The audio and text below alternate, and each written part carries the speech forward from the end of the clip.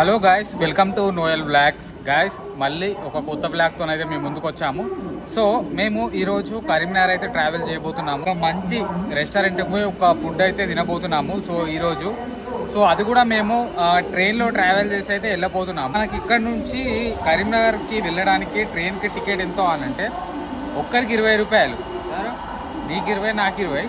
So మొత్తం కలిపి 40 rupees మా ఇద్దరికి. జస్ట్ 40 రూపీస్ నుండి మనమైతే కరీంనగర్ అయితే వెళ్ళబోతున్నాము. ఇక్కడికి 12కి రావాలి, కాకపోతే కొంచెం డిలే ఉండి 12:30కి చూపెడుతుంది ట్రైను.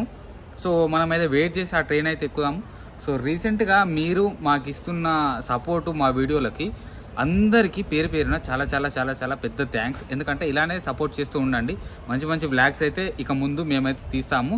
సో మేమైతే ఈ జర్నీ బ్లాగ్ అనేది చూపెట్టుకుంటూ వెళ్తాము. సో కరీంనగర్ వరకు మధ్య మధ్యలో ఏమేమి స్టేషన్స్ ఉన్నాయి, ఎక్కడెక్కడ ఎంతసేపు ఆగింది, సో మేము ఎట్లా వెళ్ళినాం అక్కడి వరకు అనేది ఈ బ్లాగ్లో లాస్ట్ వరకు అయితే చూడైతే. ట్రైన్ అయితే వచ్చేసింది, ట్రైన్ అయితే ఎక్కేసాను.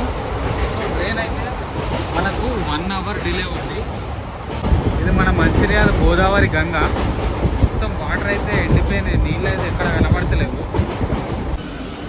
1:15 నిమిషాలకు వచ్చింది రామగుండం రైల్వే స్టేషన్.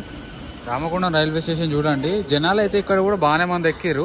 మనం స్టార్టింగ్లో ఉన్నాము. ఇదంతా మొత్తం రామగుండం రైల్వే స్టేషన్. ప్రజెంట్ జనాలు ఎవరు లేరు, ఎందుకంటే ట్రైన్లు ఈ టైంకి ఏం లేవు.